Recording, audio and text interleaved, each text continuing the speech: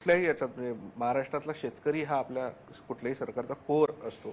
जूनमध्ये काहीतरी कर्जमाफीच्या संदर्भात सरकार विचार करत होतं, तर त्या अनुषंगाने काही प्लॅनिंग आपण ऑलरेडी केली नाही.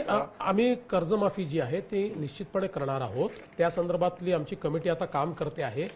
ही कर्जमाफीचे कंटूर्स काय असले पाहिजे बघा. सगळ्या कर्जमाफीमध्ये फायनली आमच्या लक्षात येतं की शेतकऱ्याला किती फायदा झाला माहिती नाही, पण बँकांना फायदा जास्त होतो.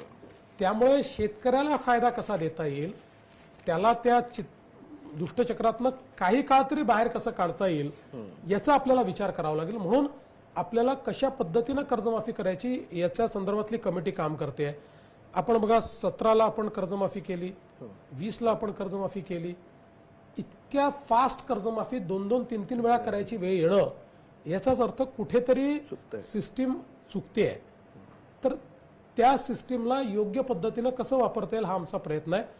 आणि ज्यांना आवश्यक आहे त्याच शेतकऱ्यांना कर्जमाफी झाली पाहिजे अशा पद्धतीनं त्याचं स्ट्रक्चरिंग आम्हाला करायचं. देश विदेशातील प्रत्येक घडामोडींचे लाईव्ह अपडेट मिळवण्यासाठी आता साम टीव्हीच्या सर्व सोशल मीडिया प्लॅटफॉर्मला लाईक, फॉलो आणि सबस्क्राईब करा. तसंच सर्व नोटिफिकेशनसाठी बेल आयकॉन प्रेस करायला विसरू नका.